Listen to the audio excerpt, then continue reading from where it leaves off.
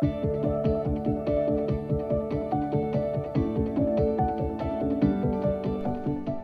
everybody, my name is Tony Juniper and I'm the chairman of Natural England, the official nature conservation agency in England. Welcome everyone to the Making Space for Nature theme at Earth Optimism today. This is a discussion that now is gathering enormous pace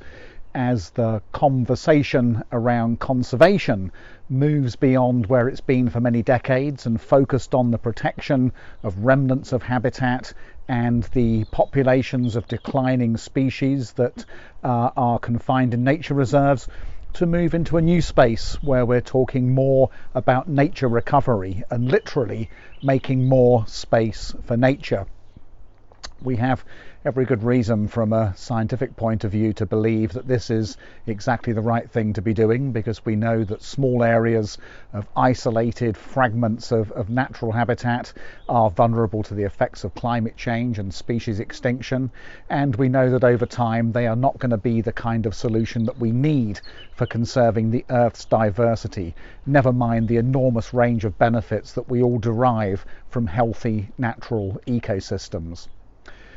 That particular truth, that we derive a great deal of benefit from the natural environment while it's intact, is also gathering pace, and only this month we saw the publication of the Dasgupta Review in England, with the UK Treasury leading on a piece of work telling us about the enormous social and economic benefits that we all derive from healthy natural systems.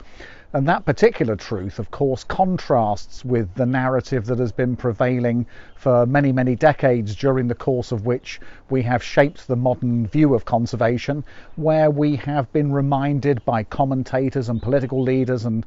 business organisations that actually the destruction of nature, the degradation of the natural world, was in fact a legitimate price of progress, and that we had to tolerate the loss of nature in order to be able to grow the economy and to be able to meet the needs of people.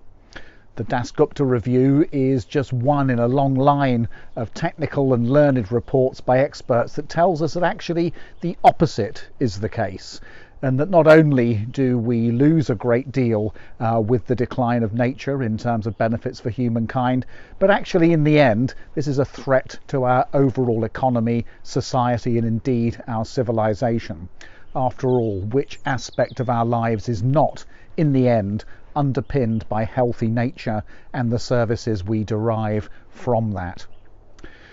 And this is one reason why I think we should be very optimistic in the conservation world today, is because finally the world is catching up with what many of us have known for a very long time. Not only is nature beautiful and worth protecting for its own sake, but also it is necessary to protect nature for our sake. Every element of our lives, from our food to the air we breathe to the water we drink, in the end is replenished by healthy natural systems functioning in the way that they should do. And so this then gives us the springboard and the foundations for a new era in conservation, one whereby we move beyond the old narrative of hanging on to the remnants that are left from decades and indeed centuries of industrialization and ever more intensive agriculture, and move into the space of rebuilding ecosystems at scale.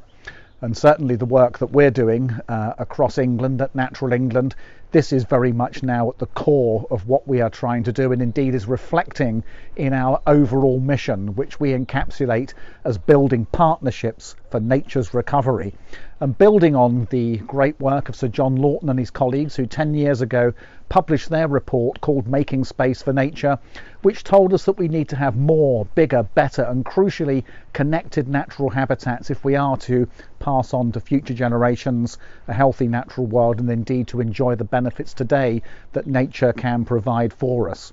And so that work and the wider economic discussion now is leading to this new era for conservation, whereby we're talking about putting back a lot of what has gone. And this is obviously reflected in a wide range of initiatives now from voluntary organisations, and is getting more and more political backing too. So this is a very exciting time for nature conservation, a moment that we might look back on in 50 years and say actually that period was when the agenda shifted and we began to invest in nature's recovery, not only because we knew that nature was important, but because we realised that nature is vital for human well-being now and into the future.